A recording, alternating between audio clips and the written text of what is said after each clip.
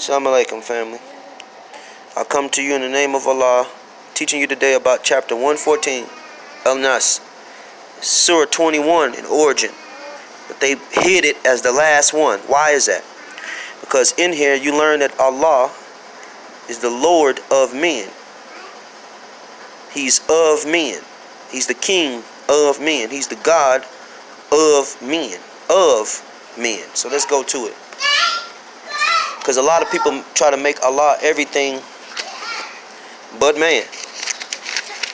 When we can't make God anything other than man. And the Quran does not say that God is not of man. It literally says he's of, belonging to, from among, made from, about, in relation to. So if Allah is the original, he's the original of man. He's the original of man. If he's the first, he's the first of men. If he's the last, he's the last of men. It says, belonging to. So let's read it again. Say, I seek refuge in the Lord, belonging to man. Say, the king, it says, the king from among man, made from man, about man, in relation to man. The God, see right there, God, it says, belonging to, from among, made from, in relation to. So the Torah as well as the Sabor backs this up. In Psalms 82 it says that ye are all God's children of the Most High God. So of men is dealing with God. And God is the first king of men. And the king of men is the first Lord of men. So Allah is called the Lord. He's called a man. He's the most high man. And when he's off returning, it's of man. So you cannot hide from this word of. It's here. It's here. It's here. And if you don't believe it, any book you run to, you're going to still find man. Thus, in our lessons, the question is raised, who is that mystery God? The Son of Man has searched for that mystery God for trillions of years and was unable to find a mystery God because they thought that God was anything but man. So they have agreed that only God is the Son of Man. So they lose no time searching for that which does not exist.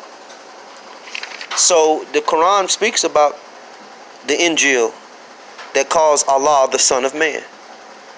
So you cannot teach Orthodox Islam and back up the Quran. It does not work. The Quran does not support Orthodox Islam. The Quran supports the Islam that was brought through Elijah Muhammad. Because the question is raised, will you sit at home and wait for the mystery God to bring you food? The answer is emphatically no. In fact, me and my people who have been lost from home for 379 years have tried this so-called mystery God for bread, clothing, and a home. And we receive nothing but hard times, hunger, and naked, and out of doors. Also was beat and killed by the ones who advocated the kind of God, the God that's not of men.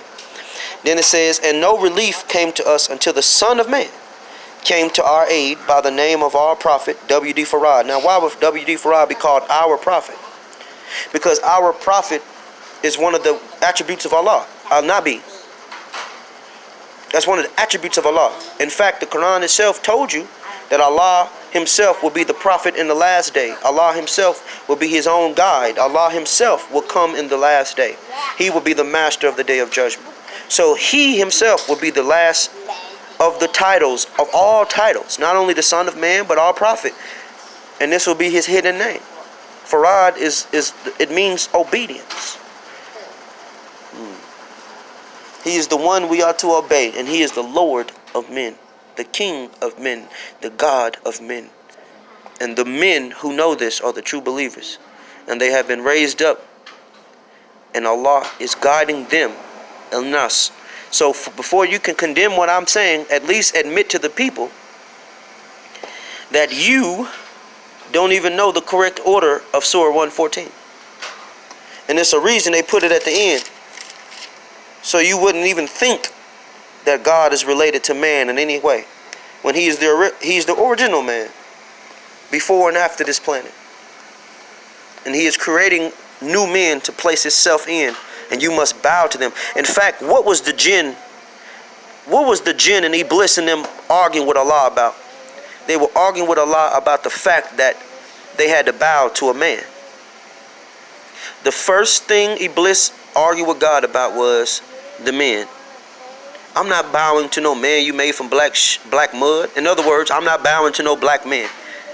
And the first thing Farah Muhammad taught us was the black man made from mud, or the black man of mud, or the black man of Africa, or the black man of Asia is God. And he is the master of them. I'll rest my case. Point number 1.